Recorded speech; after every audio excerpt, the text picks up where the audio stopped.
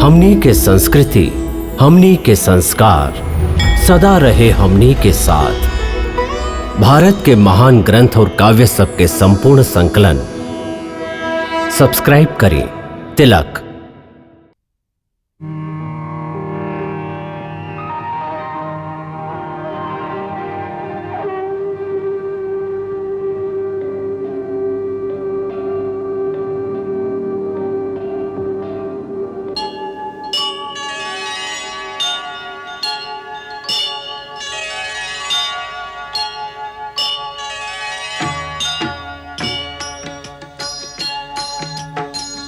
सीताराम चरित अति पावन, मधुर सरस अरु अति मन भावन।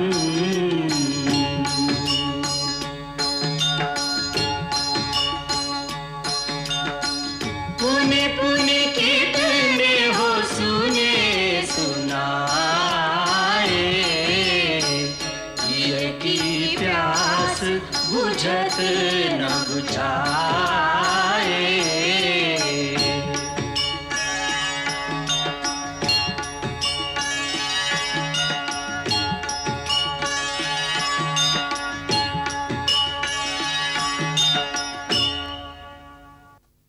हम तो के प्राण दंड देवे आइल हई। धनुष बाण हुए धरती पर रख दा और आगे बढ़ के अपना आप के हमरा हवाले कर दा। अभिमानी राक्षस, ये धनुष बाण हम ऋषियन की आज्ञा से उठावले हैं, जिनका के तुहार राक्षस बिना कारण के मुआ देलन। अभी बाण तुहार और तुहार सेना के संहार करके तुनिर में वापस जाई। हम डेरा के शत्रु के एक बार भाग जाए के मौका जरूर देला, काहे कि रण में पीठ दिखा के भागत शत्रु पर हम प्रहार ना करीला। यदि प्राण बचावे चाहता रहा तब ही समय बा। हमरा तोरा मूर्खता पर हंसी आवता। अकेले ही हमार सेना के और हमार सामना एक के साथ कल चाहता रहा। हम तोरा पर दया करके अब ले चुप रही। हाँ कि तू दया के लायक नहीं खा। दूषण अपन सेना की आज्ञा दा कि ओकरा के जाके घेर ले। दे आज्ञा। रा ये सब मायावी और कपट युद्ध करे वाला बाड़ा। इनके शस्त्र से उत्तर दा। तोहरा पास ऋषि विश्वामित्र के दिहल मोहिनी अस्त्र बा। ए समय ओकर प्रयोग करा, जेकरा से उ स्वयं ओकर माया से भ्रमित हो जास और आपस में लड़ मरस। जे आज्ञा। राम के मानस आए अगस्त ने, मोहनी अस्त्र को ध्यान करायो। मोहनी अस्त्र को ध्यान करायो। खरदूषण की सेना पे तब राम ने मोहनी अस्त्र चलायो। राम ने मोहनी अस्त्र चलायो।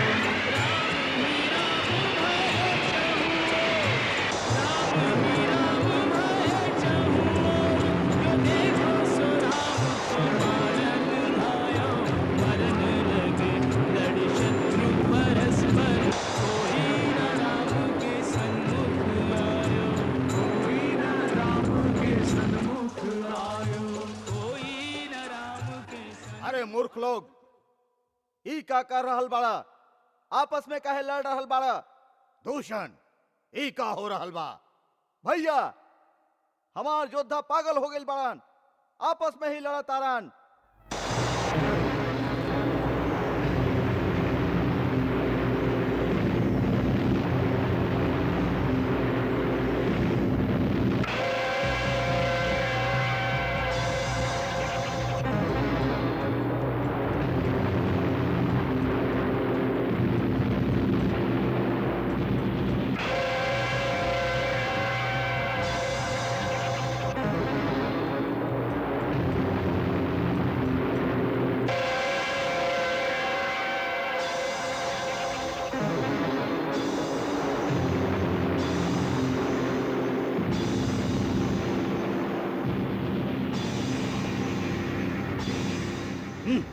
ये राम भी मायावी बा।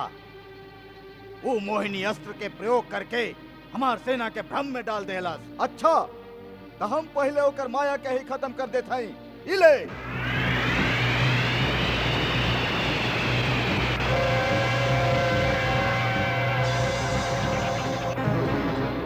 अच्छा तो बच चक्रा से।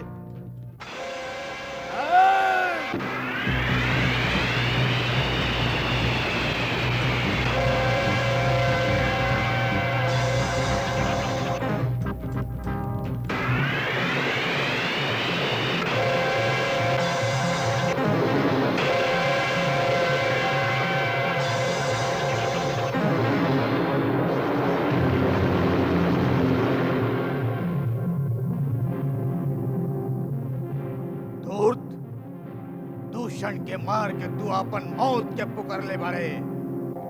कहूं से थोड़ी का सा हमार विद्या सीख के आयल बाड़े। तू अपना आप के बड़का मायावी समझता रे। ठहर जो, हम तो के दिखावत हैं अपन माया के कमाल।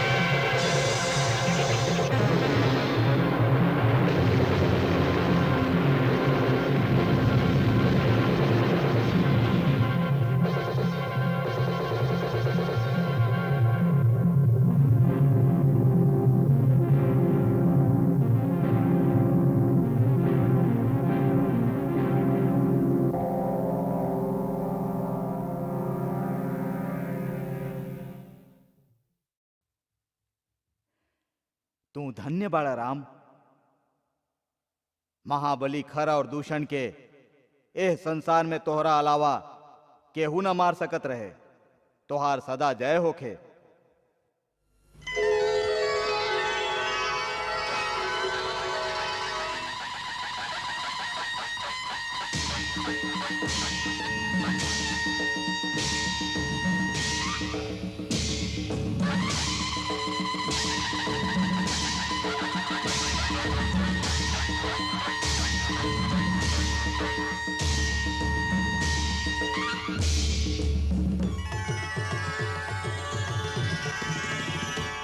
अभिनंदन अभिनंदन अभिनंदन अभिनंदन।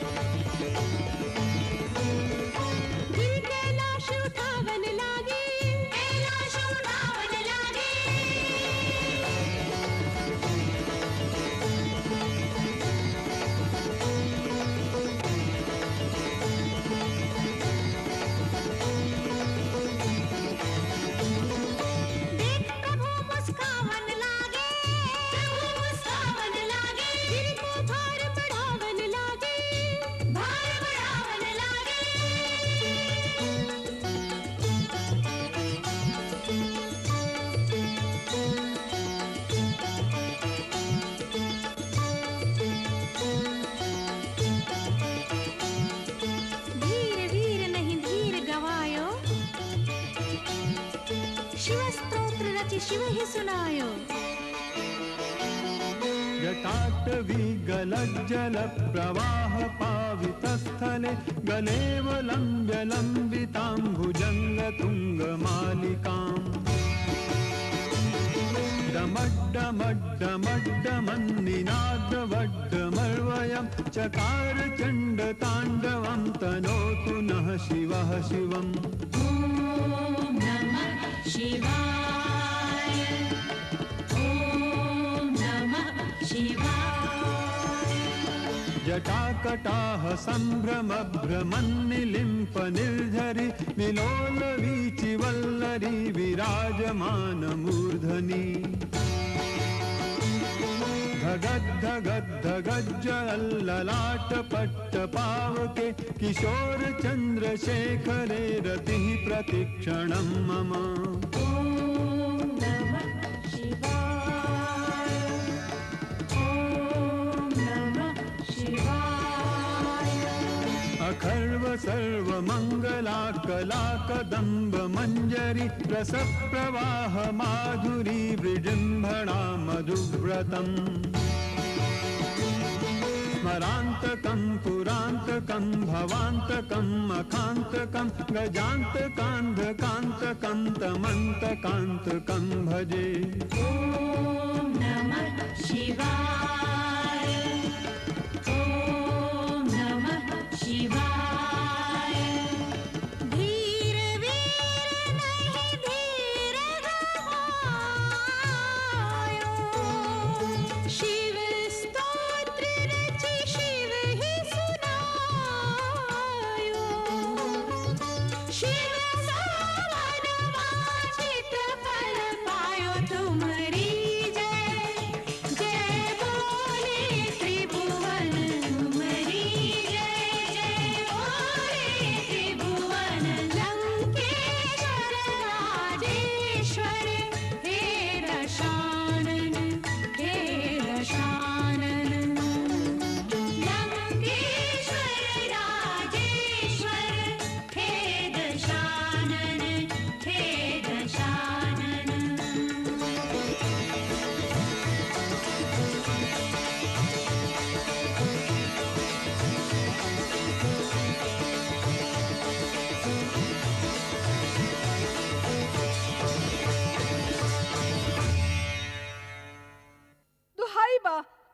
दुहाई बा लंकेश्वर महाराज रावण के दुहाई बा। हमरा पर अत्याचार करल गइल बा महाराज। लंकेश्वर महाराज रावण के दुहाई बा। का भइल शूर्पणखा?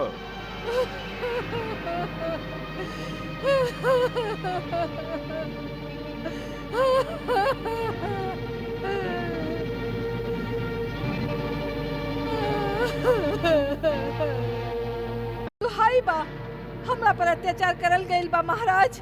लंकेश्वर महाराज रावण के दुहाई बा। का भइल शूर्पणखा?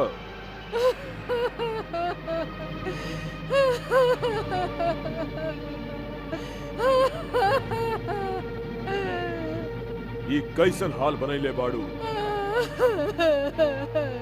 तोहर नाक बरी घाव कैसन? ई घाव ना तलवार से वार करल गइल बा। का तलवार से वार? हाँ भैया, ई शूर्पणखा के नाक ना कटल बा। ई लंकेश्वर महाराजा रावण के नाक काटल गइल बा। यहाँ आप राग रंग में भुलाइल बैठल हैं कि शत्रु आपके सीमा पर आक्रमण करके आपके पहला छावनी के विध्वंस कर देले बा। छावनी के विध्वंस कर देले बा तो जन स्थान पर बैठल खरदूषण का करता रे? खरदूषण युद्ध में मारल गए। उनका मारल तक काल खातिर भी असंभव रहे। के कैले बाई दुस्साहस? एगो मानव असंभव। खर और दूषण दोनों शक्ति बल और पराक्रम में हम लोगन से कौनो प्रकार कम न रहले। एगो मानव उनका के मुआ देलस। ई बात पर हमरा विश्वास नहीं खे होत। अकम्पन तू चुप काहे बाड़ा? शूर्पणखा जे कह दिया का ई सत्य बा? हाँ, ये सत्य बा महाराज। एकर अर्थ है ई सब देवतन के षड्यंत्र है। एगो मानव के आड़ लेके वो लोग हमार सीमा पर आक्रमण कैले हैं। कौन कौन देवता रहे उनका साथे? इंद्र अवश्य आयल हुए। बतावा कौन कौन देवता उनका सहायता करे आयल रहे? पिताजी ई देवतन के दुर्गति कैले बहुत दिन हो गए हा। ऊ त्रिलोक विजयी लंकेश्वर के शक्ति भुला गए का इंद्र भुला गए कि मेघनाथ के नाम इंद्रजीत का है बा। आज्ञा दी पिताजी इस सब देवतन के बांध के यही सभा में हाजिर कर दें। उनका षड्यंत्र रचे के उचित दंड दिहल जाए। ना युवराज इंद्रजीत, वो मानव के साथे कोनो देवता ना रहले। कोनो देवता ना रहले तो फिर कौन शक्ति रहे उनका साथे? वो अकेला रहे। अकेला रहे? मानो बा या भगवान? स्वयं भगवान विष्णु खातिर भी अकेले ऐसा साहस कईल कठिन हो सकेला। हाँ भैया, वो हा तो मानव ही, लेकिन कौनो अलौकिक मानव दिखाई देला। ओकर छोट भाई भी संगे बा। दोनों के चेहरा पर ऐसन मोहिनी बा, एक बार देख ला तो नजर हटावे के मन ना करे।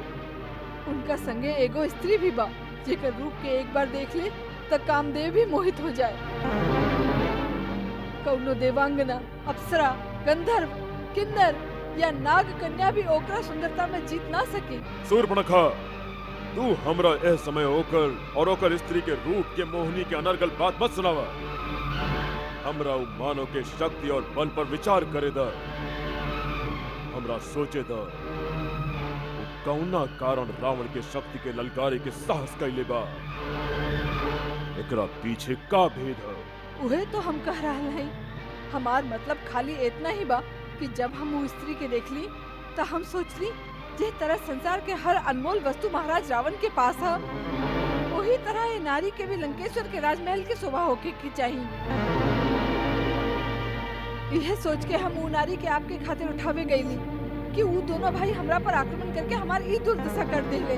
जब हम कहली कि हम लंकापति रावण के बहन हई तो हमार मजाक उड़वले। इतना ही ना, हमार नाक के काट के आपके चुनौती भेजले बाड़े और कहले कि जाके अपन भाई से कह दो कि अपन वीरता पर इतना अभिमान बा तो उठा के ले जाए सुंदरी के, ना तो अपन नकटी बहन के अचरा में मुंह लुका के लंका से भी भाग जाए। बस करो सूर्पणखा। क्षमा करी महाराज, हमार हृदय अपमान के ज्वाला में धधक रहल बा। वो आपके बहन के नाक काट के राक्षसन के एक तरह से चुनौती भेजले बाड़न, आपके वीरता के ललकार ले बाड़न। यदि आप में आत्मसम्मान के भावना हो तो आज वो स्त्री के छीन के ओकरा ले आई और वो दोनों मानव के हमरा हवाले कर दी, जैसे वो दोनों के हम अपन इच्छा अनुसार दंड दी, तबे हमारे यह अपमान के बदला पूरा होई। बस करो सूर्पणखा। हम तोहार अपमान और अपन दोनों भाई के मृत्यु के बदला लिहल अपन पहला कर्तव्य समझी ले, ना तो संसार के लोग हमार हंसी उड़ई है। अकम्पन कौन है वो मानव जे अपन मौत के बुलाइले बाड़े, हमार भयंकर जनस्थान के विनाश कैले बाड़े। हमार अपमान करके इंद्र, कुबेर, यम और स्वयं विष्णु भी चैन से न रह सकस। जे रावण काल के भी काल हो, आग के भी भस्म कर सकेला, मौत के भी मुआ डाले के ताकत रखेला। ओकर रास्ता में आवे के साहस के कैलस और काहे कैलस? महाबली लंकेश्वर वो कौशल देश के राजा दशरथ के बेटा बड़न। राम और लक्ष्मण वो बहुते यशस्वी और तेजस्वी दिखाई देवेलन। उनकर बल और पराक्रम के कोनो तुलना नहीं थे। सगरे संसार के धनुर्धारी में वो सबसे श्रेष्ठ मानल जालन। उनका दिव्य अस्त्र के प्रयोग के भी पूरा ज्ञान बा। ऐसा लागता कि सगरे ऋषिगण और सगरे देवता द्वारा सिद्ध कईल गए दिव्य अस्त्र पर उनकर पूरा अधिकार बा। वो युद्ध कौशल में भी प्रवीण बाड़े। यही के कारण युद्ध के दौरान अकेले राम के हाथ से परम वीर खर और दूषण भी वीर गति के प्राप्त भइले। उनका माया के विद्या भी पूरा तरह से आवेला। यही कारण हमारा राक्षस सैनिक भय से व्याकुल होके जौना जौना ओरी भी जाता रन, उहाँ उहाँ श्री राम के अपन सामने ठाड़ पावता रन। उनकर मोहिनी अस्त्र के माया से हमारा राक्षस सैनिक एक दूसरे के राम समझ के आपस में लड़ लड़ के मर गईले। वो इतना वीर वाड़न तो उनकर वृत्ति धर्म विरुद्ध ना हो सकेला। फिर वो बिना कारण हमारे जन स्थान पर आक्रमण करके ओकर विनाश काहे कैले? महामना वो आक्रमण ना कैले। आक्रमण तो हमार सेना उनका पर कैले रहे। हमार सेना उन पर आक्रमण कैलस और हार गई। एहमे उनकर कोनो दोष नहीं के और ऐसे पहले वो कोनो अपराध भी ना कैले रहन। लगातार उनका पर आक्रमण कैल अनुचित रहे। विभीषण जी, आप यह बात पर भी ध्यान दी। पिछला कई बरिस से ही दोनों राजकुमार दंडकारण्य में ऋषि और मुनि लोग के रक्षा के उत्तरदायित्व तो अपना ऊपर ले रहे हैं। इनकर आसरा पाके ऋषि और मुनि वन में निर्भय होकर विचरण करे लगले। उनकर करनी ऐसन बुझाता जैसे ये पृथ्वी के राक्षसहीन कर दी हैं। वो लोग विराट जैसन बहुत सारा बलवान राक्षसन के भी मुआ दिले बड़न, जे अपन भोजन के खोज में तपोवन में जाके ऋषि और मुनि लोग के खा के जियत रहले। ही दोष खातिर वो अवश्य दंड के भागी बड़न। खर और दूषण उनका पर आक्रमण करके ठीक है कहले रहे हैं। ये खाली आवेश के बात है युवराज इंद्रजीत। बुद्धि के तर्क एक विपरीत हुई। सबसे पहला बात ई कि वो अपन सीमा के अंदर अपन प्रजा के रक्षा के लिए रहन, जकरा उनका पूरा अधिकार रहे। दूसर, जिनकर शौर्य के बखान हम पहले से सुन चुकल रही, उनकर शक्ति के पूरा जांच कैले बिना हमार सेनापति खर और दूषण खाली एगो स्त्री के भड़कावे पर धावा बोल के अपन सेना के सर्वनाश कर देले। एकरा से बड़ भूल और का हो सकेला? विभीषण भाई, तू हाथ में चूड़ी पहन के बैठ जा, फिर ऐसे तर्क करा। केकरो बहन के ऐसन दुर्गति हो जाए और वो नीति और अनीति की बात सोचे, ऐसन संस्कृति कौनो वीर जाति के कब्बो ना हो सके। आनहर वीरता कौनो काम के ना होखेला, अंत में नीति और धर्म के ही विजय होखेला। विभीषण, वीर पुरुष अपन आन और शान के संगे जिएला। वो तोहरा जैसन भय से आतंकित न रहेला कि कहीं ऐसन न होखे वैसन न होखे। हमार राक्षस जाति सबसे उत्तम बा। कौनो मानव के ये उत्तम जाति पर हाथ उठावे के साहस हो, ओकरा से पहले हम ओकर हाथ काट दे। फिर वो त हमार बहन के अपमानित कैले बाड़े। हम यही समय ओकरा पर आक्रमण करके बदला ले और ओकर स्त्री के अपन रानी बनाए और वो दोनों वनवासी के बोटी बोटी काट के अपन राक्षस लोग में बांट दे। हमार भूल क्षमा करी महाराज। हमरा समझ से आपके उनका पर सीधे आक्रमण कैल उचित ना हुई। दूगो मानव कुमार से स्वयं लंकापति रावण के युद्ध कैल उनकर मर्यादा के अनुकूल नहीं थे महाराज।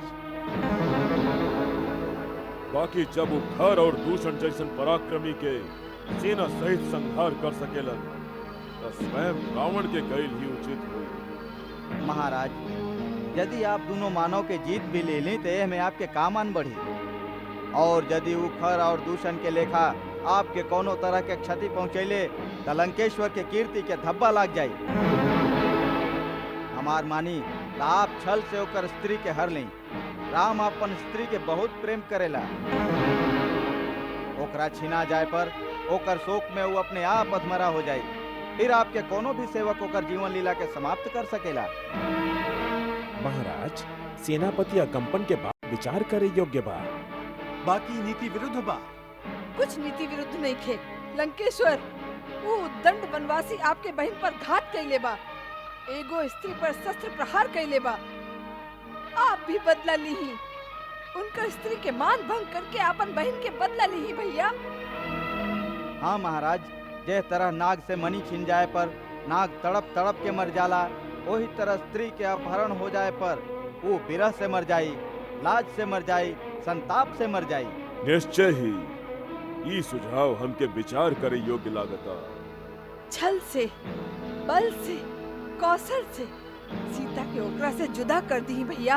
ओकर गर्व भंग होई, तबे हमार कलेजा ठंडा होई। होई, यह होई बहन, यह होई।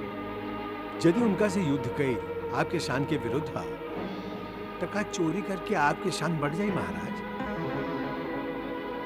लंकेश्वर, हमार परम आदरणीय जेठ भाई जी, आप परम ज्ञानी वेद वेदता हैं, परम तेजोमयी तपस्वी हैं, पांडित्य के पराकाष्ठा हैं, परम उच्च ब्राह्मण कुल में जन्म लेके भी पराक्रमी क्षत्रिय के समान शौर्य और कीर्ति स्थापित कैले हैं। क्षणिक कुमति से आपन उज्जवल कीर्ति के कलंकित मत करी महाराज। आप जे शक्ति पहले हैं वो धर्म जनित तपस्या से पहले हैं। अधर्म के मार्ग पर चल के ओकरा कम मत करी। धर्म और अधर्म के विचार शक्तिहीन करेला विभीषण। शक्तिशाली जे करेले उहे धर्म है। बाकी बस यह समय हम कौनो तर्क सुनल ना चाहिए। आप लोग जे कहली ओ पर हम विचार करके स्वयं उचित निर्णय ले।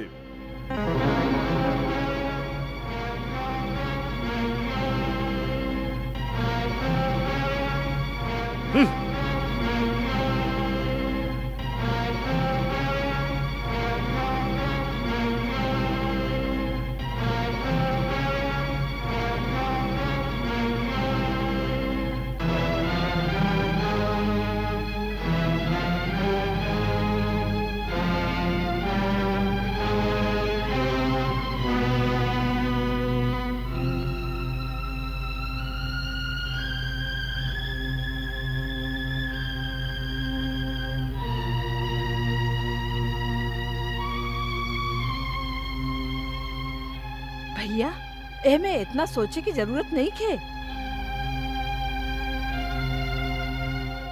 सीता आप ही के योग्य बाड़ी। ओकरा आपके पास लावे खातिर हम आपन नाक कटा देले। आपके दोनों भाई आपन प्राण त्याग देले। ओकरा बाद भी यदि आप ओकर हरण ना कैली त आपके शक्तिहीन समझ के फिर केहू आपके खातिर प्राण न्यौछावर ना करी।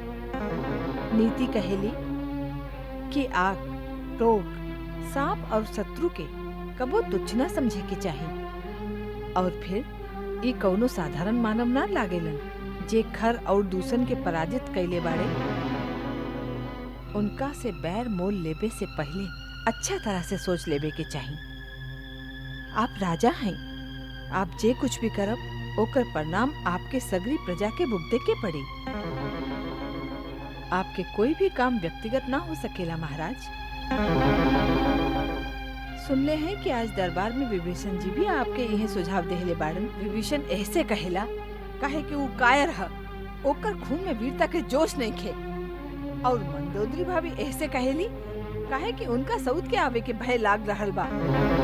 भैया सीता जैसन अनुपम सुंदरी यदि ई राजमहल में आ जाए त इनकर प्रभाव कम हो जाए। सीता के एक बार देख लेला के बाद आपके संसार के सब नारी तुच्छ लागे लगी। ओकरा एक बार लेता आई भैया। शूर्पणखा एक स्त्री दूसरी स्त्री के हृदय में छुपल बात के पहचान सकेली। हम देख रहल हैं तू आपन निजी बदला लेबे खातिर आपन महापराक्रमी भाई के एगो चोर के काम सिखा रहल हो। स्वामी यदि कौनो स्त्री के पायल इतना ही जरूरी बा त एक वीर के लेखा ओकरा युद्ध में जीत के ले आई। जेकरा आप चोर के तरह उठा लाए वो आपके का आदर करी। दूसर बात ई विचार योग्य बा वो कौनो और के स्त्री हो चुकल है। पर स्त्री के हरण एगो पुरुष खातिर कहाँ तक धर्म संगत है? धर्म संगत? महारानी मंदोदरी, एगो साधारण पुरुष और राजा के धर्म में अंतर होखेला। एगो साधारण पुरुष केहू के संपत्ति पर हाथ डाले तो पाप कहाला, बाकी राजा सगरे देश के संपत्ति के स्वामी होखेला। फिर सीता के बात तो ऐसन बा जैसे अंधा भिखारी के गुदड़ी में संसार के सबसे अमूल्य रत्न पड़ल होखे, जहां होकर कौनो उपयोग नहीं थे। राजा के अधिकार बा कि ओ रत्न के भिखारी के झोली से निकाल के अपन मुकुट में सजा लेबे, जैसे वो रत्न और राजा दोनों के आदर होखे। और हम ऐसने करे के निर्णय लिख ले हैं।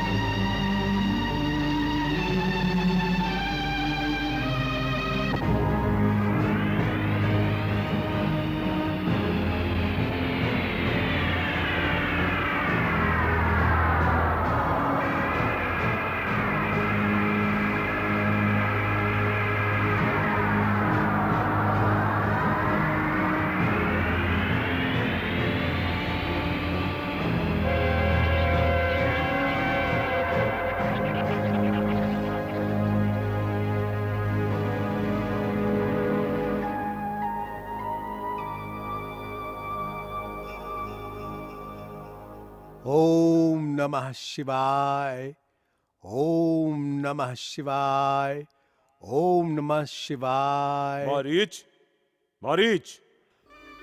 हाँ महाराज? लंकेश्वर आई पधारी महाराज, आपके स्वागत बा।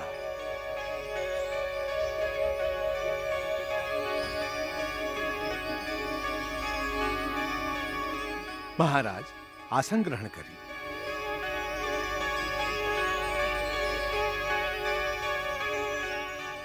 आपके एह तरह अचानक मारीच के कुटिया में आवे से मन में शंका हो रहा बा। आपके राज्य में सब कुशलता बाना लंकेश्वर? तात, हम तोहरा से सहायता मांगे आइल हैं। विकट समस्या के समाधान करे में तोहरा जैसन बुद्धिमान और क्यों नहीं खे। तू बड़का बड़का मायावी विद्या के ज्ञाता बाड़। तू बल और छल दोनों के प्रयोग करे में कुशल बाड़। ऐसे हमके तोहार सहयोग की आवश्यकता पड़ गई बा। बाकी महाराज, हम तो मायावी विद्या के प्रयोग छोड़ दे ले हैं। छल कपट के त्याग के हम संन्यास ले ले हैं। अब तक शेष जीवन कैलाशपति की आराधना और तपस्या में ही बितावे के निश्चय कर चुकल हैं। हमके क्षमा करी, हम आपके सेवा ना कर पाइब। मारीच, राजा जब प्रार्थना करेला ओकर अर्थ बा वो आज्ञा दे रहल बा। ओकर प्रार्थना स्वीकार ना करे के अर्थ बा राजा के अवज्ञा, और रावण की अवज्ञा के अर्थ तू जानते होखबा। ऐसे हम जैसन कहत हई वैसने तोहरा करे के हुई। आप बहुत अशांत लगत हैं लंकेश। कहीं आपके चिंता के कारण का बा?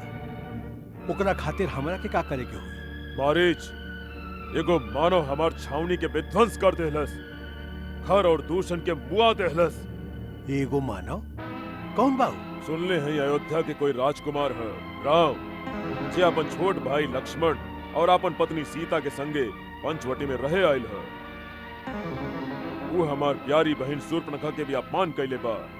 ओकर नाक काट के ओकरा कुरूप बना देले बा।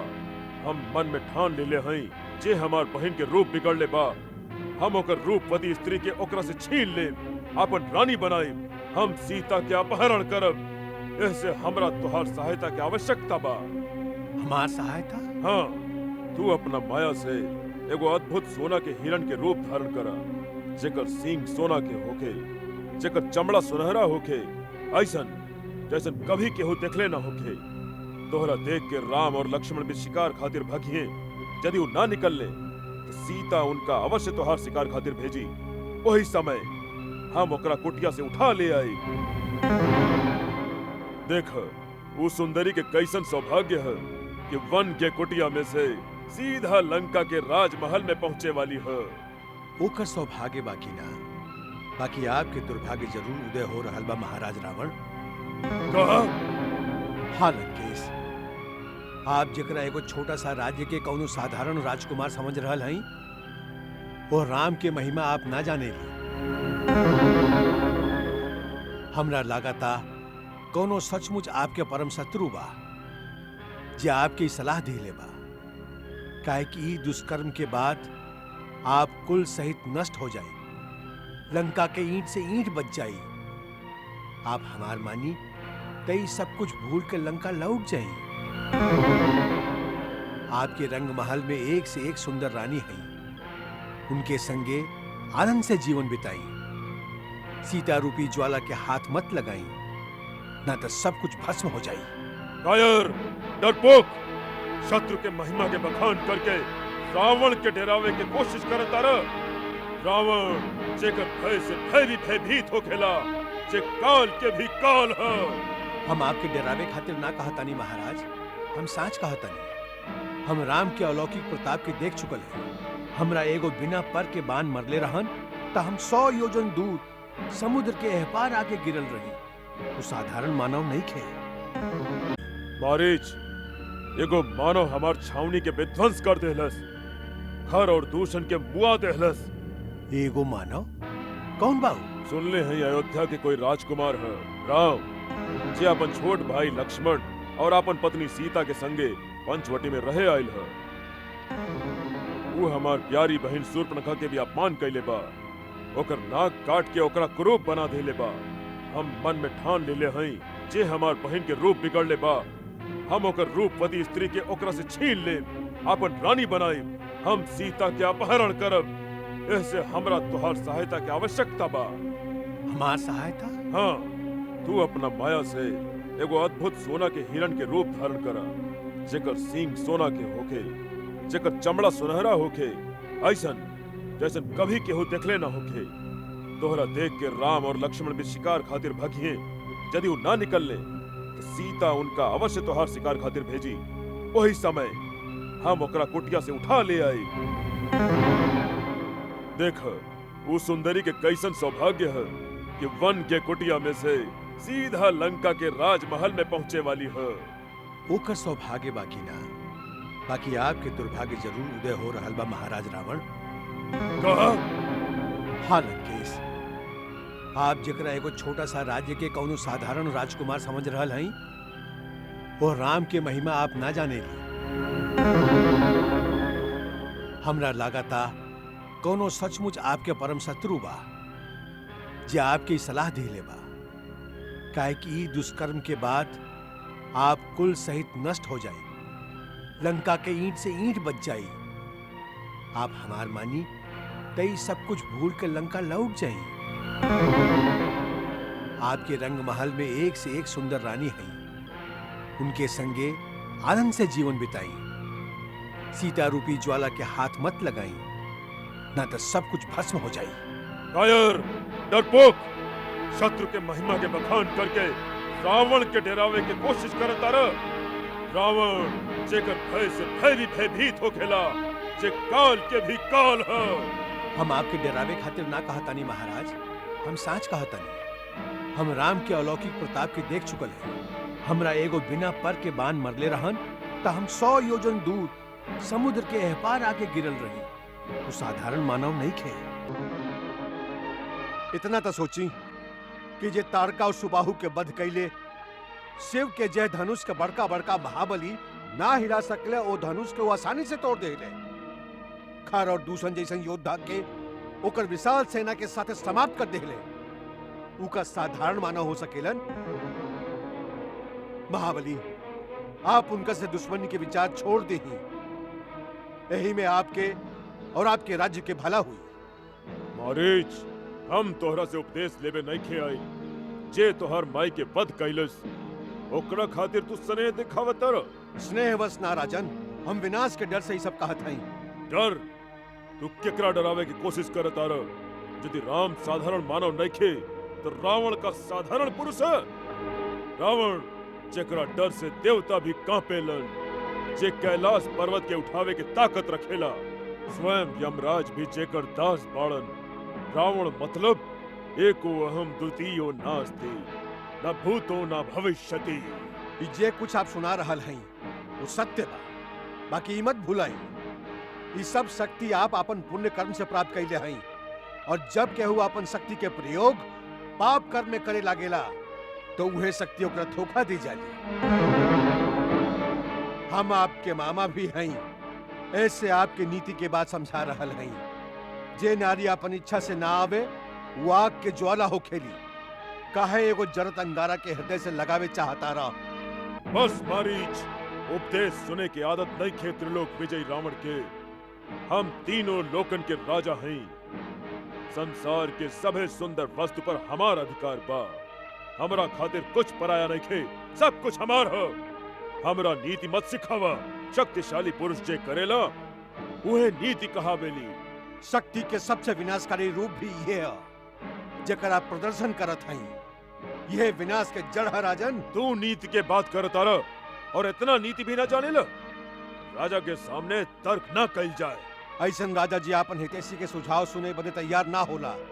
वो मनमानी करे वाला आधताई कहावेला और अंत में नाश के प्राप्त होखेला। का आपके बुद्धिमान मंत्री सब ए विषय में आपके कबो सुझाव ना दिले? जे राजा के अपन बाहुबल, अपन शक्ति पर भरोसा न होला, उहे मंत्री के मंत्रणा के जाल में फंसल रहेला। मंत्री के काम बा राजा के आज्ञा के पालन कइल, आज्ञा दिहलना। जे मंत्री अपन कल्याण चाहेले, उनका चाहिए कि राजा के पूछे पर ही अपन मत प्रकट करें, वो भी नम्रता के साथ हाथ जोड़ के। राजा के सामने खाली अनुकूल, मधुर और प्रिय बात ही कहे के चाहिए। ऐसने राजा अपन दंभ और अहंकार से अपन सर्वनाश कर लेवेले। खाली प्रिय वचन बोले वाला तो चारों ओर मिलेले, अप्रिय बाकी हितकारी कहे और सुने वाला दोनों दुर्लभ होवेले। सुलभा पुरुषा राजन संततः अप्रियवादिनः, अप्रियश्च प्रियश्च श्रोता वक्ता च दुर्लभा। मारीच, हमारा शास्त्र मत सिखावा। कहीं ऐसा न हो जाए कि राम और सीता से पहले तू हमार क्रोध के शिकार बन जा। निर्णय कर लो, हमार हाथ से मरे के बा या हमार आज्ञा के पालन करे के बा। महाराज, हर तरह से आज हमारी मृत्यु निश्चित है। बाकी राजा के हाथ से अपराधी बन के मरे से कलंक लागी। ऐसे तरह राम जैसन शत्रु के हाथ से मर के वीर गति तो प्राप्त हुई। चलिए महाराज, सेवक आपके आज्ञा के पालन करिए।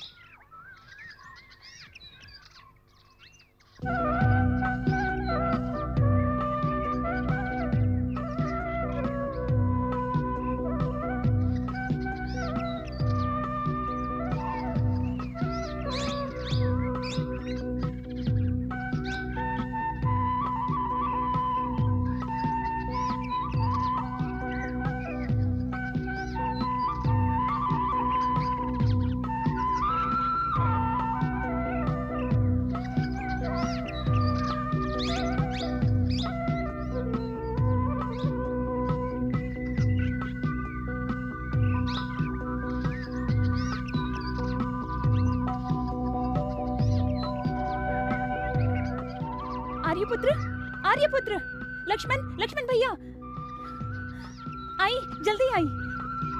एगो अद्भुत दृश्य देख ले हैं। का भइल सीते?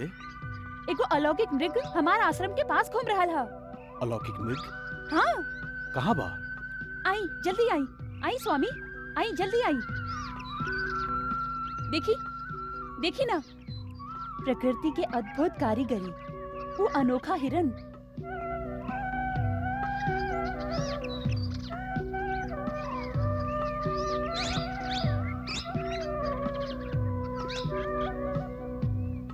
ऐसा विचित्र मृग कबो देख ले हैं।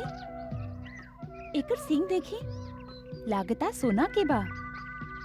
ओकर खाल भी सुनहरा बा।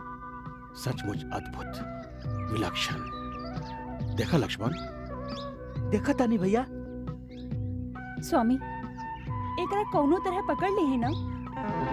ओहो, कितना मनभावन मृग है। पकड़ ली? का करबो कल्याणी? एकरा अयोध्या ले जाई। देख के सब लोग बहुत अचरज में पड़ जाई हैं। एकर पैर में घुंघरू बांधब। जब महल में छम छम चली तो माई लोग कितना खुश हुई हैं।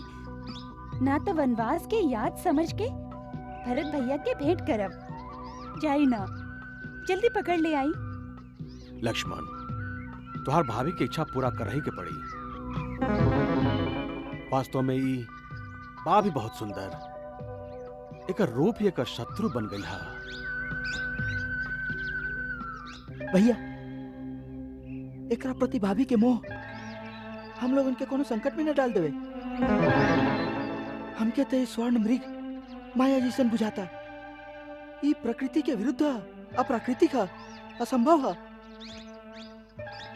इस सृष्टि में असंभव कुछ नहीं है लक्ष्मण। जे कुछ भी तू कल्पना कर सकेला वो ए ब्रह्मांड में कहीं ना कहीं गढ़ल जा चुकल है। ज्ञानी और विज्ञानी भी सृष्टि के सब रहस्य ना जाने ले, ऐसे ही सृष्टि मिथ्या ना हो सकेला। बाकी भैया जे प्रकृति के विरुद्ध है। प्रकृति के विरुद्ध कुछ ना होला लक्ष्मण। भारद्वाज मुनि के घर में पुत्र रूप में स्वर्ण शरीर वाला 7 को हंस पैदा ना भइल रहे।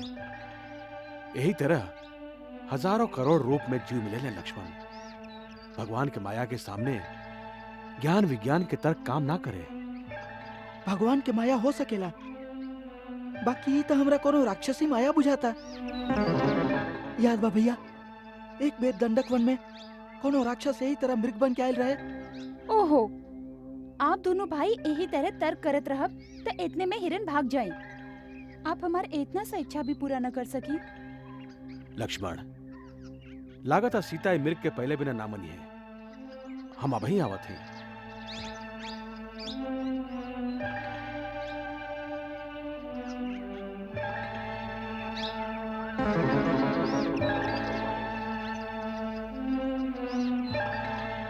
यदि मृग जीवित हाथ में न आयल तो का भाई ओकर मृग चर्म कितना सुंदर है, आपके पूजा में आसनी के काम आ जाई।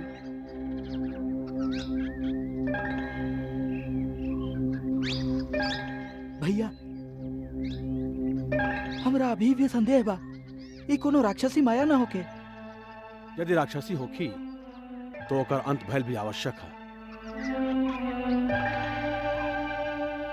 लक्ष्मण, तू पर्ण कुटीर में सीता के साथे सावधानी से इनकर रक्षा में रहिए। कहीं तुम्हार संदेश साँच ना होके। हम जानकी की इच्छा पूरा करे खातिर इस सोना के मृग के पीछे जाते हैं। जियत अथवा मार के जल्दी लौट आएब। लेकिन सावधान लक्ष्मण, वन में कई गो राक्षस घूमत रहे ले। कोनो भी हालत में सीता के अकेले मत छोड़िया। ये आज्ञा भैया।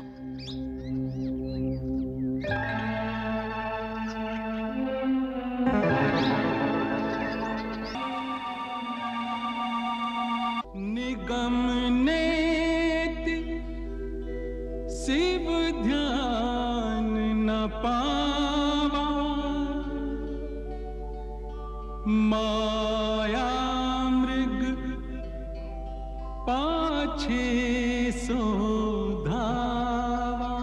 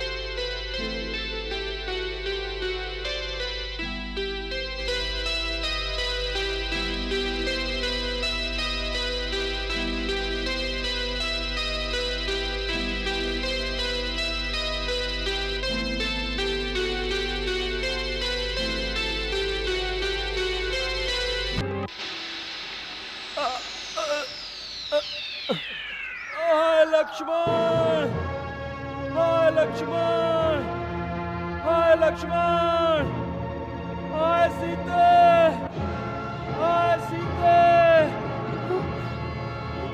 हाय सीते। लक्ष्मण, लक्ष्मण, लक्ष्मण, तू सुनला?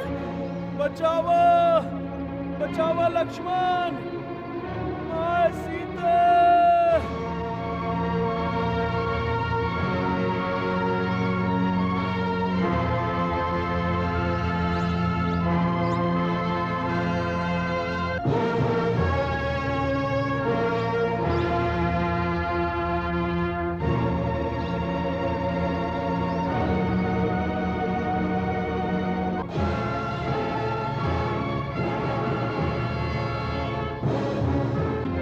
भैया बहुत कातर स्वर में हम लोगन के बुलावत आ रहे।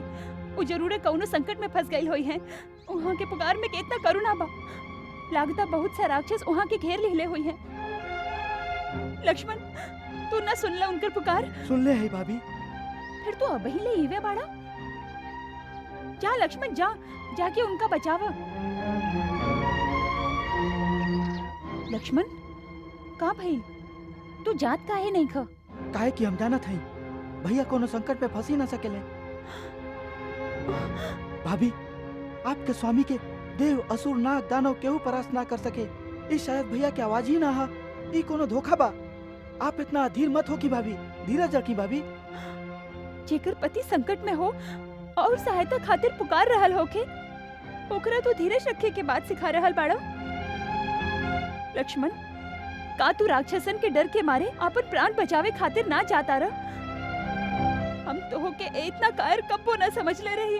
भाभी, आपन भाई के सामने हर समय धनुष उठा उठा के आपन वीरता की डींग मारत रहेला, और आज जब सचमुच वीरता दिखावे के समय आइल बा, ते एगो डेराइल चूहा के लेखा अपन बिल से निकले ना चाहता रह। भाभी, भाभी, आप ऐसा बात मत कही। आपने की जाना था आपका कहता नहीं। हम अच्छा तरह जान गए हैं तो के जे भाई तो के अपन बेटा के तरह पाल ले, आज वह भाई के प्राण संकट में आ गई है तो तू डर के मारे भाभी के आश्रय में आके लुका गई ला। का एह समय तो हर यह कर्तव्य बा? हमारे एक ही कर्तव्य बा, अपन बड़का भैया श्री राम के आज्ञा के पालन कइल, और वो हमरा से कह के गइल बारन कि हम आपके रक्षा खातिर इवे रही। ऐसे हम आपके कोनो भी स्थिति में अकेले छोड़ के ना जा सकी। हमार रक्षा, जिनका खातिर सगरे संसार त्याग के एह वन में आ गई है, जिनका बिगर हम एक पल भी जीवित न रह सकी, आज जब उनकर प्राण संकट में बा तो हमारी रक्षा से क्या फायदा? लक्ष्मण, अगर उनका कुछ हो गई तो हम एक पल भी जीवित न रह सकब। फिर हमार मरल शरीर की रक्षा करत रही है और पालत रही है भैया की आज्ञा। भाभी, आप समझत काहे नहीं की कि राम भैया पर कोनो आँच आ ही ना सकेला।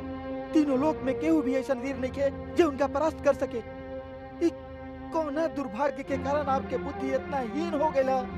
जेकर पति के प्राण संकट में होके वो नारी खातिर रहे से बड़ा दुर्भाग्य और का हो सकेला।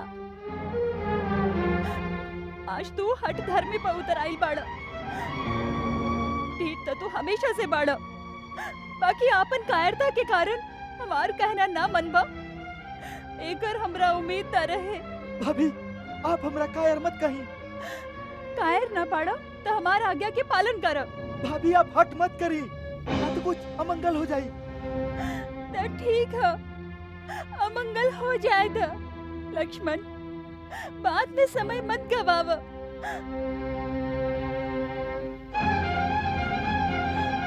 ठीक है, तू ना जा सकेला तो ये धनुष बाण हमरा दो। हर आर्य स्त्री अपन पति की रक्षा कईल अच्छा तरह से जाने ली। लावा, धनुष बाण हमके ना दे सकेला। ठीक बा, हम ऐसे ही जाते हैं, तू इहे में रहो। भाभी, हमके इतना विवश मत करी। बात मत कर, कर्म कर, कर्म। अच्छा बात बा, आपके आज्ञा के पालन करे खातिर आज पहला बार लक्ष्मण अपन प्रभु श्री राम के आज्ञा के उल्लंघन कर रहा। हमारे एक ही कर्तव्य बा, अपन बड़का भैया श्री राम के आज्ञा के पालन कइल, और वो हमरा से कह के गइल बारन कि हम आपके रक्षा खातिर इवे रही। ऐसे हम आपके कोनो भी स्थिति में अकेले छोड़ के ना जा सकी। हमार रक्षा, जिनका खातिर सगरे संसार त्याग के ए वन में आ गई है, जिनका बिगर हम एक पल भी जीवित न रह सकी। आज जब उनकर प्राण संकट में बा तो हमार रक्षा से का फायदा। लक्ष्मण, अगर उनका कुछ हो गई तो हम एक पल भी जीवित न रह सकब। फिर हमार मरल शरीर के रक्षा करत रही है और पालत रही है भैया की आज्ञा। भाभी आप समझत काहे नहीं की कि राम भैया पर कोनो आँच आ ही ना सकेला। तीनों लोक में केहू भी ऐसा वीर नहीं के जो उनका परास्त कर सके। ई कौना दुर्भाग्य के कारण आपके बुद्धि इतना हीन हो गया। जेकर पति के प्राण संकट में होके वो नारी खाते रहे से बड़ा दुर्भाग्य और का हो सकेला। आज तू हट धर्मी पर उतर आई बाड़ा। पीठ तो तू हमेशा से बाड़ा, बाकी आपन कायरता के कारण हमार कहना ना मनबा, एकर हमरा उम्मीद न रहे। भाभी आप हमरा कायर मत कहीं। कायर ना पाड़ा तो हमार आज्ञा के पालन करब। भाभी आप हट मत करी, ना तो कुछ अमंगल हो जाए। तो ठीक है, अमंगल हो जाए तो लक्ष्मण बाद में समय मत गवाव।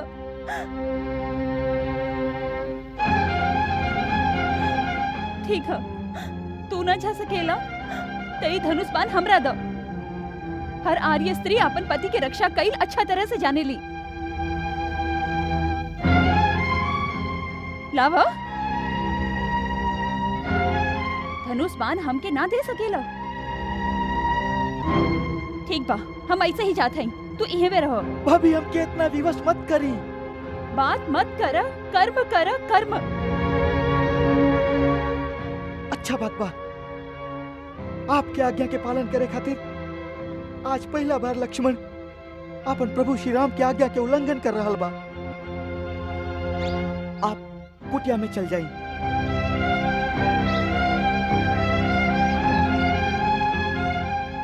माई आप ऊपर चल जाइए।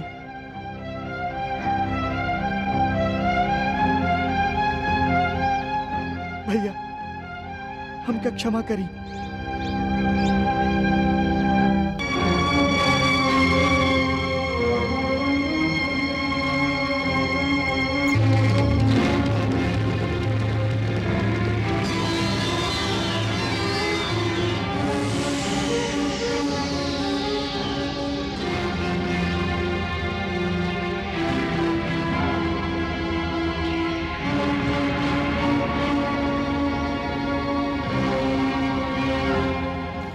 माई गुरु के दियल मंत्र शक्ति से हम यहाँ एगो अदृश्य दीवार बना दिले हैं। केहू भी ये लक्ष्मण रेखा के पार करके अंदर आवे के साहस करी तो जर के भस्म हो जाई। ऐसे माई हमारा आपसे विनती बा कि कोनो भी परिस्थिति में राम भैया के आवे तक आप अपन चरण ए रेखा से बाहर ना रखी।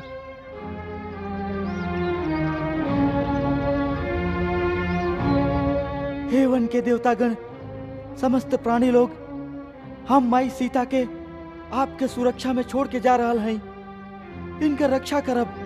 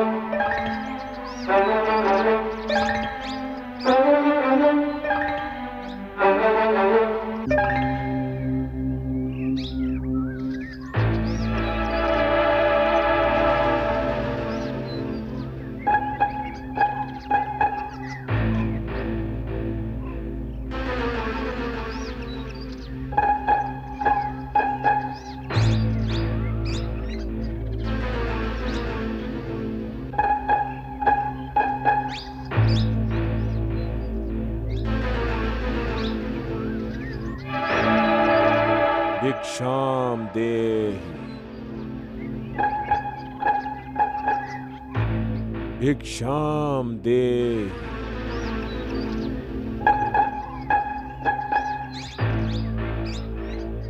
भिक्षाम देहि भिक्षाम देहि भिक्षाम देहि। प्रणाम महात्मन। कल्याण होखे देवी। हम बहुत दूर से आयल हैं और भुखाइल हैं। तोहार कुटिया देख के हम एह आशा से यहाँ आयल हैं कि हमरा कुछ खाए के मिली। अवश्य महात्मन, आप उहें ठहरी, हम आपके खातिर यथासंभव भोजन लावत हैं। देवी, हम यात्रा से थकल हैं, हमके विश्राम के भी आवश्यकता बा। क्षमा करी, एह समय हमारे पति कुटिया में नहीं खे, एह से हम आपके स्वागत ना कर सके। बाकी कृपा करके आप उहें ठहरी, हम आपके खातिर भोजन लावत हैं।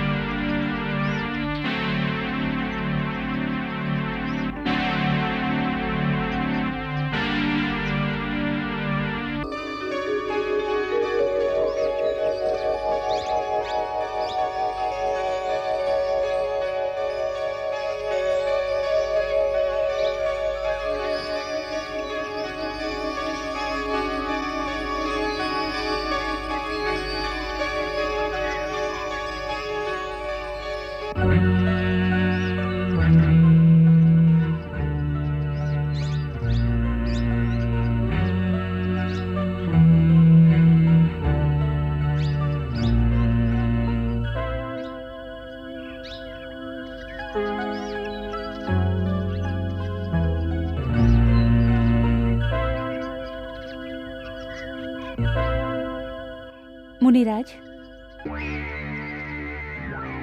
हम आपके खातिर भोजन ले आयल हैं, ई लेही।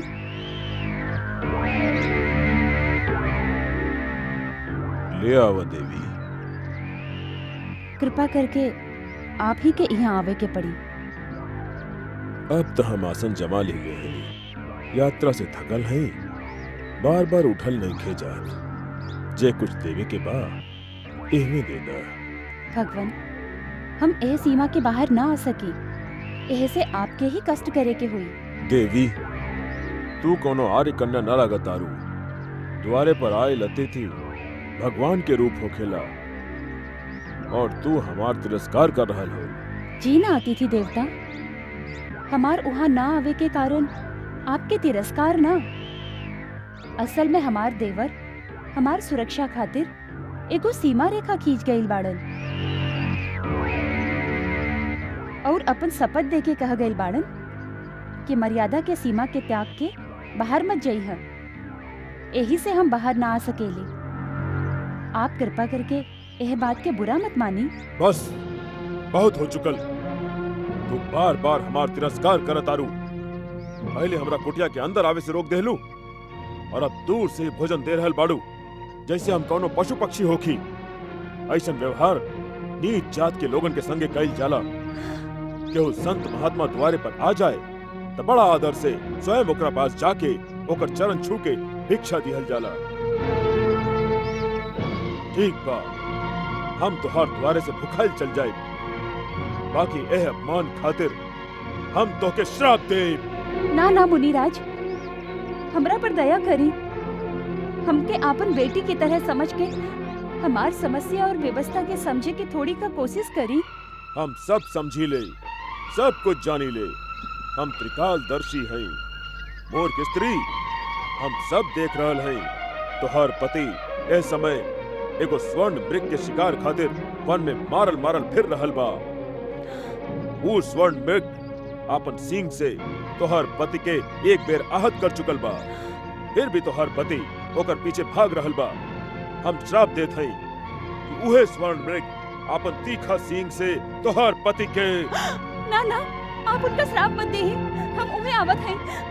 आप हमारे स्वामी के श्राप मत देही, श्राप मत देही। हमरा पर दया करे, हमरा से भूल हो गई है। हम आपके शक्ति की न पहचान ले रही, हमरा क्षमा कर देही। जा कन्या, हम तोके क्षमा कर देली। हम तोहरा जैसन सुंदर नारी के आंसू ना देख सकी।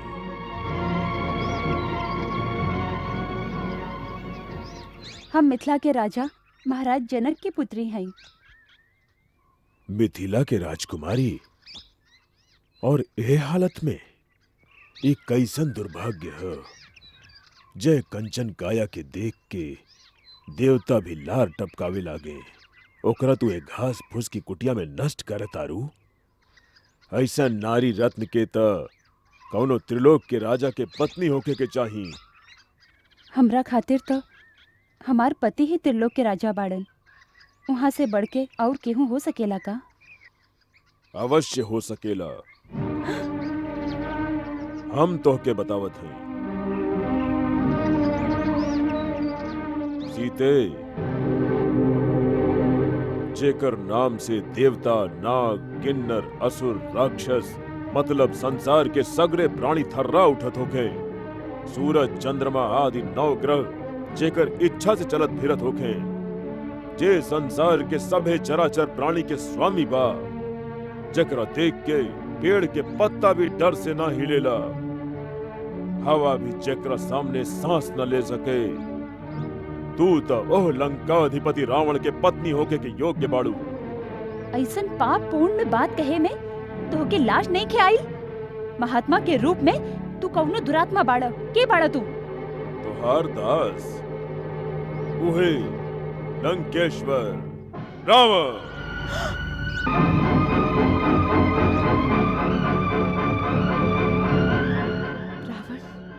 हाँ, रावण, जकरा तोहार कामना इतना आतुर कर देले बा कि स्वयं तोहार द्वारे पर भीख मांगे आइल बा। सीते, आज तोहार भाग्य जाग गइल है। कल से हमार राजमहल में 5000 स्त्री पटरानी के लेखा तोहार सेवा करी हैं। धूर्त, तू एक कैसे सोच लिहला कि तू अपन वैभव के बखान करबा और सीता तुहार साथे चल दी है? तू यही समय यहाँ से चल जा, ना तो हमार पति एक के बान में तुहार लंका समेत जरा के भस्म कर दी है। तू जे पति के गुमान कर तारू, वो तो धरती पर रेंगे वाला एगो साधारण मानव है। हम जौना राक्षसन के राजा हैं, वो तो इन मानवन के फल फूल के लेखा अपन आहार समझेलन। तू हम लोगन के शक्ति के ना जाने लू। जानी ले, खर और दूसन भी तोहरे भाई रहन ना, जिनका रघुवर आन के बान में समाप्त कर दिले रहन। तोहार ई साहस एगो गीदड़ होके सिंहनी के कामना करत आरा। तोहार अंत समय आ गइल बा। यदि प्राण प्यारा बा त अबही ओ समय बा। चल जाई यहाँ से। हमार ऐसा अपमान करे के साहस आज ले कौनो न कैलस। एकर परिणाम जाने लू। और एगो पतिव्रता स्त्री के तरफ ऐसन बुरा नजर डाले के मूर्खता भी कौनो न कैले होई।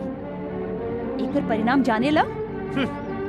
तोहरे ना, तोहार पूरा वंश के सर्वनाश हो जाए। मूर्ख, हट जा हमरा सामने से।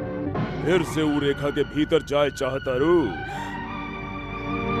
स्त्री एक बेर आपन मर्यादा की रेखा से बाहर आ जाए, फिर ओकर लौट के गइल असंभव होखेला।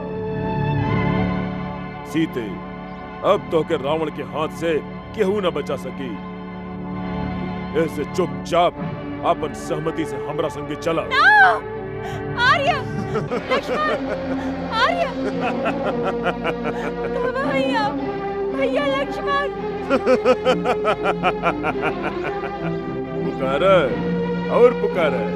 आर्य, लक्ष्मण। ए समय उ वन में बहुत दूर बाड़न, तुहार पुकार उनका तक ना पहुंच सकी। सीते, चलो हमरा संगे। सीते, चला।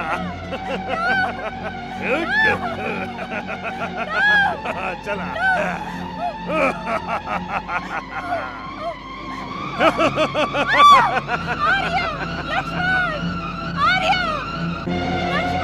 रावण के हाथ से अब तो होके केहू न बचा सके। आर्य, लक्ष्मण, लक्ष्मण, लक्ष्मण। भैया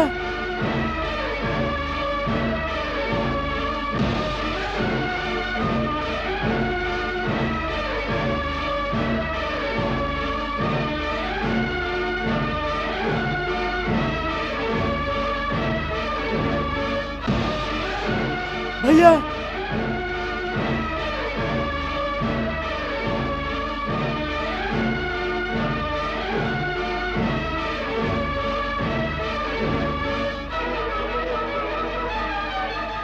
लक्ष्मण, भैया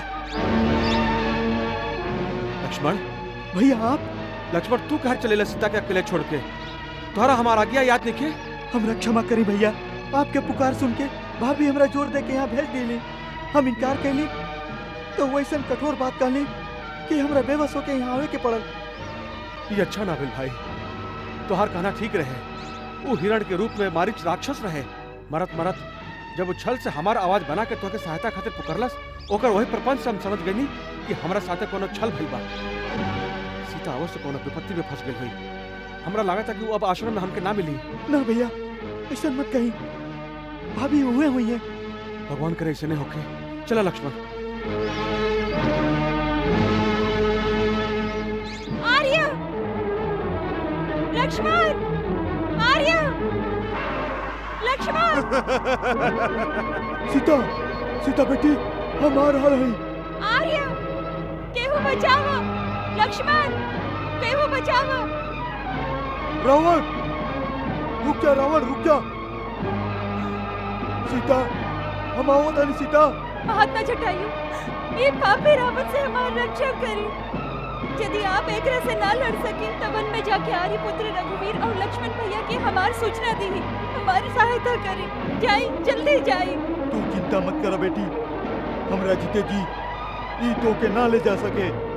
रावण, तू तो बड़ा वीर और पराक्रमी कहवेला।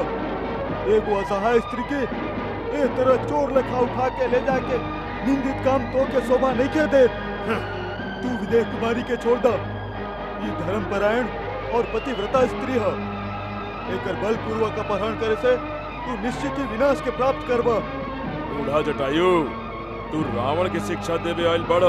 जा कोनो पेड़ पर बैठ के आराम कर। हमार रास्ता में मत आवा, कहीं हमरा क्रोध ना आ जाए। पापी, हम बूढ़ अवश्य हैं, बाकी अबहियो तोरा जैसन अभिमानी के घमंड तोड़ सकत हई। सीता हमार पतोहू के समान बाड़ी, हम अपन प्राण दे के भी एकर रक्षा करब।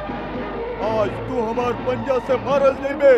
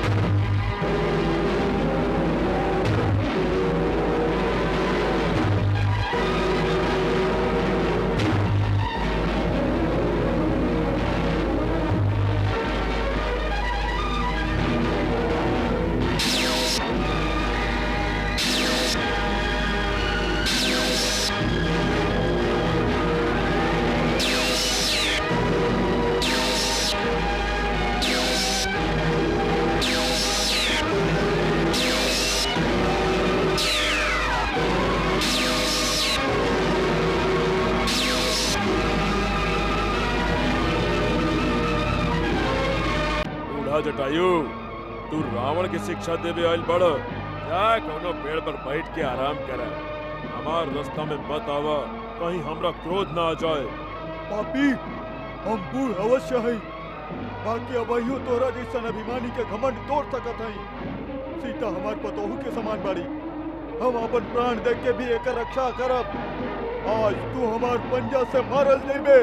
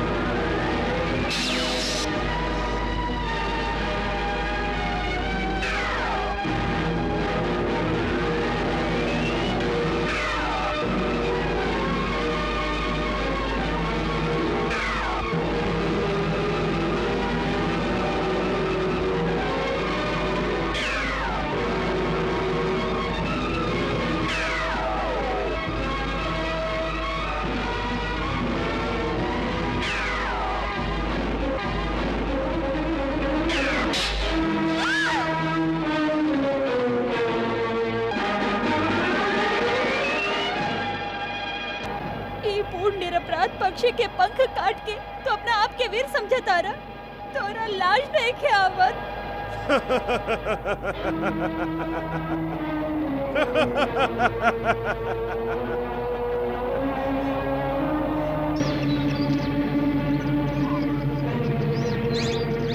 सीते,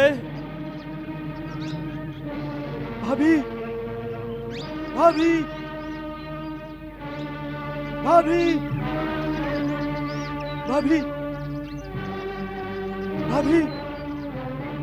लक्ष्मण, सीता अंदर देखी। हो सकेला नदी किनारे गल हुई है, बाकी वो अकेले तो कबो न जाली। हो सकेला बगीचा में फूल चुने गल हुई है। ठीक बा, तू नदी किनारे देखा, हम बगीचा में देखा थे।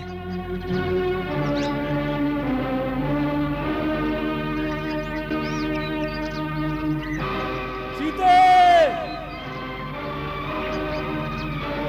भाभी, सीते,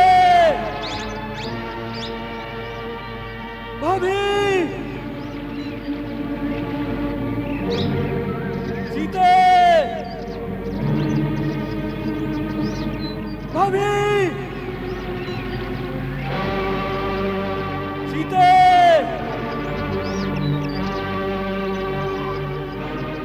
भाभी,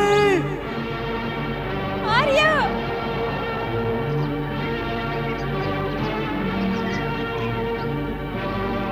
सीते, सीते, सीते। भैया, भाभी नदी पर ना है। हम जानत नहीं लक्ष्मण, कुछ अनहोनी हो गई हा।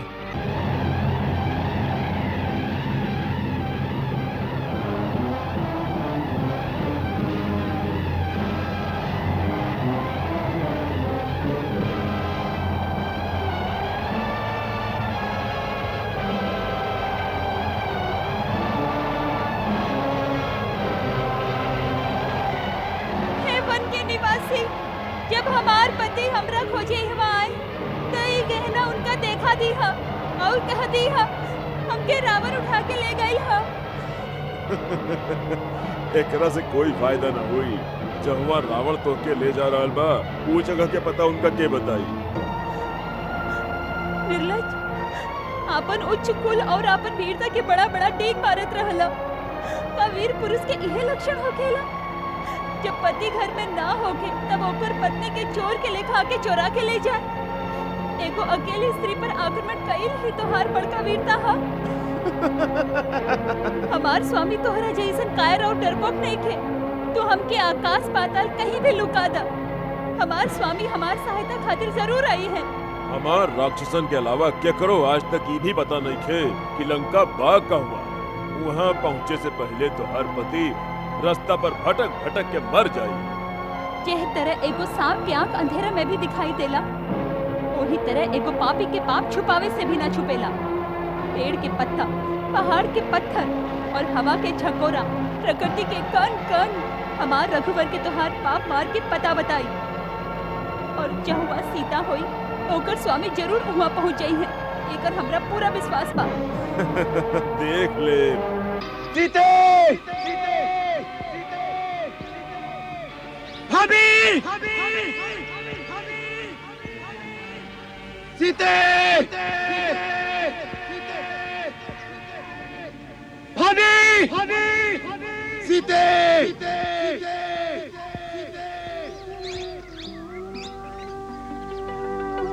सीते!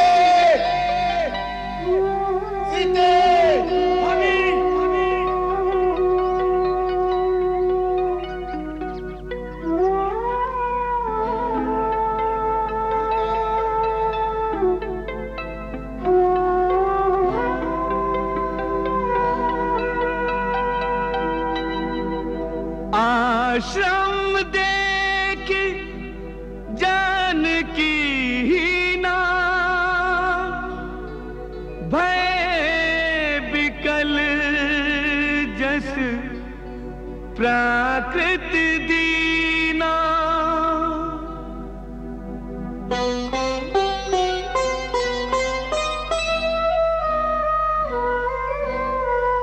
विरह व्यथा से व्यथित द्रवित हो बन बन भटके राम, बन बन भटके राम। अपनी सिया को प्राण प्रिया को पग पग ढूंढे राम। विरह व्यथा से व्यथित द्रवित हो बन बन भटके राम, बन बन भटके राम।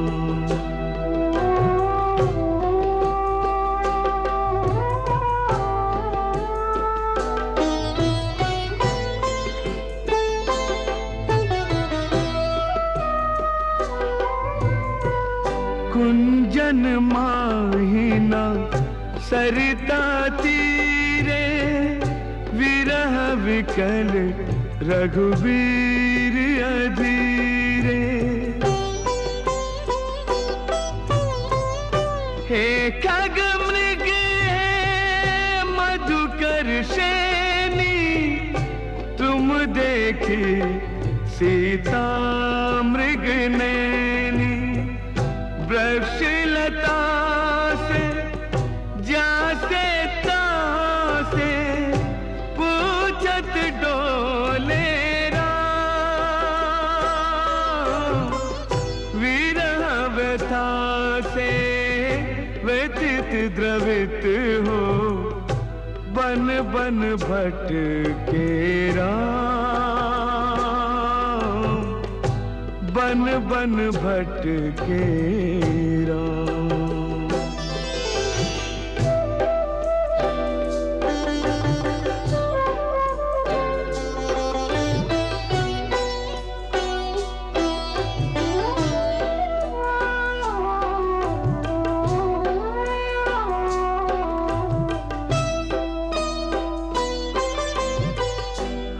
गुन खानी जानकी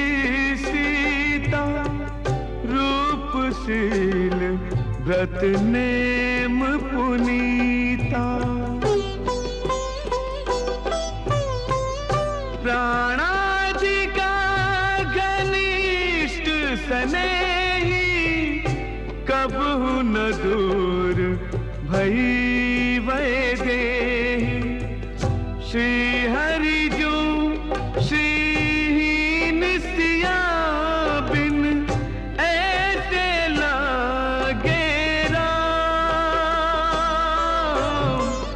विरह व्यथा से व्यथित द्रवित हो बन बन भटके राम बन बन भटके राम अपनी सिया को प्राण प्रिया को पग पग ढूंढे राम विरह व्यथा से व्यथित द्रवित हो बन बन भटके राम बन बन भटके राम।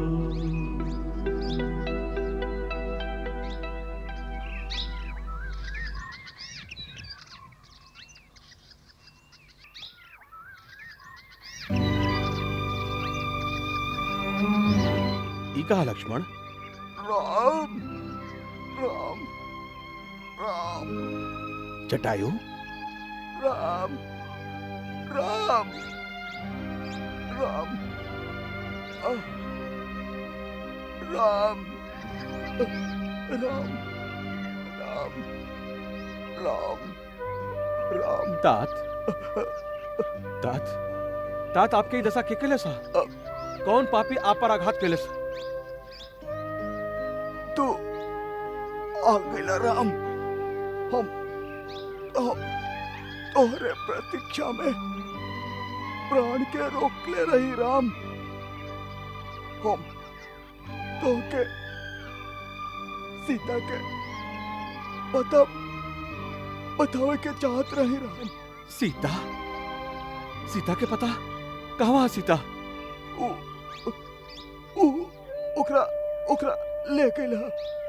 सीता के ले गए? आप सीता के देखले हैं? बेटा हम बहुत बहुत लज्जित हैं कि सीता के ओकर ओकर ओकर ओकर हाथ से छुड़ा ना सकली राम।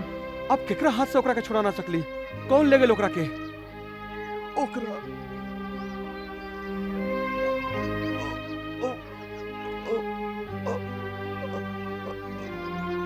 ओकरा ओकरा पाप रावण अपन विमान में बैठा के आकाश मार्ग से ले गया राम। आकाश मार्ग से? रावण? राक्षस के राजा रावण ओकरा उठा के ले गया राम। वो बेचारी चारों ओर सहायता खातिर पुकारत रहल।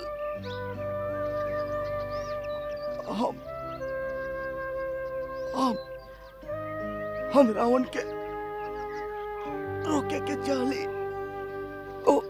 ओकरा ओकरा से युद्ध भी कैली बाकी वो अपन चंद्रहास खड्ग से हमार पंख काट देलस और हम धरती पर गिर गई राम। तात वो कौना और ले गए? हाँ दक्षिण दिशा के ओर। दक्षिण दिशा की ओर? ओकर कुछ पता बताई ना? हम ना जानिला ओ कहाँ गईला। सीता उमर पुत्री बहुत दुखी रहल राम। वत्स जल्दी है ओकरा ए विपत्ति से मुक्त करा। अपन स्त्री के रक्षा कैल हर पति के पहला कर्तव्य होखेला राम। तात आप चिंता मत करी, जे और भी पापी गइल बा ओकरा हमरा हाथ से केहू ना बचा सकी। धरती आकाश पाताल उजावा भी लुकाइल होई, हम ओकरा पता लगाकर उहे में ओकर चिता बना देब। राम अब ओकरा के हमरा बाण से स्वयं ब्रह्मा भी ना बचा सकिए। तोहर संकल्प सफल हो के राम। अब अब अब अब अब अब जाते अपन मित्र दशरथ के पास हमके आज्ञा दे राम। हे महात्मन, आप हमरा खातिर अपन प्राण के बलिदान देले हैं। हम तीनों लोक में आपके ऋणी रहब। आप पतोह की तरह सीता की रक्षा के लिए हैं, हम एगो बेटा के तरह रावण से आपके हत्या के बदला लेब। तोहरा से ये आशा बा राम। हमारा आपसे एगो प्रार्थना है, जब आप परलोक में जाके महाराज दशरथ से मिली तब पिताजी के सीता हरण के ई बात कबो ना सुनाइब। हम आपके वचन देते हैं, यदि हम उनकर बेटा राम हैं तो रावण अपना कुटुंब सहित जल्दी उनका चरण में पहुंच के ये कहानी स्वयं उनका के सुनाई। भगवान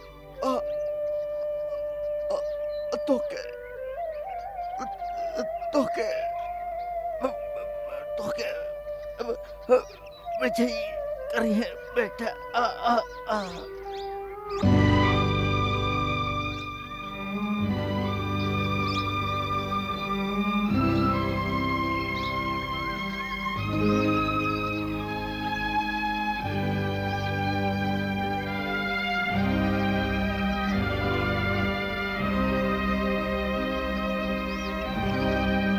लक्ष्मण, वीर जटायु की तरह शरणागत के रक्षा करे वाला धर्मपरायण शूरवीर पशु पक्षी के योनि में भी मिलेलन। युद्ध में शत्रु के वीरता से सामना करत करत मरला पर एगो परम वीर की जो उत्तम गति प्राप्त होखेला उहे इनका के प्राप्त हुई। ये उत्तम लोक में जइए। महाराज दशरथ के तरह ये हमरा खातिर पूजनीय और पिता समान बाड़न। ऐसे तू वन के लकड़ी जमा करा और हम एगो बेटा के तरह इनका दाह संस्कार स्वयं करब। जय आज्ञा भैया। अविरल भक्ति मांगी वर, गीत गायऊ हरिधाम। ताकी क्रिया जथोचित निज कर कीन्ही राम। कोमल चित अति दीन दयाला, कारण बिनु रघुनाथ कृपाला। कारण बिनु रघुनाथ कृपाला।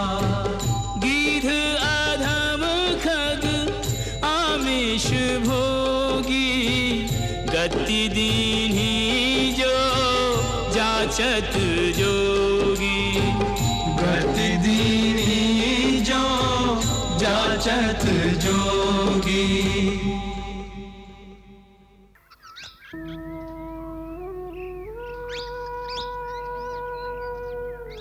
हे महात्मन, आपके उत्तम लोक के प्राप्ति होखे, आपके कल्याण होखे।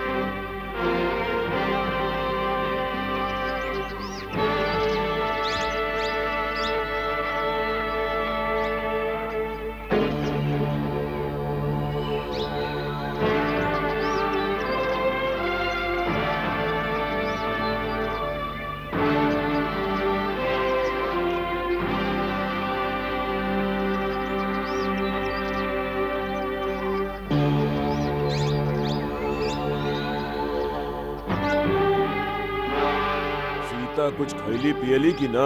ना महाराज, वो कौनो सामान के हाथ ना लगावेली, खाली रोवत रहेली और कहेली वो यही तरह भूखल रह के आपन प्राण त्याग दी हैं। मंगल भवन अमंगल हारी, प्रभु सुदशरथ अजिर बिहारी।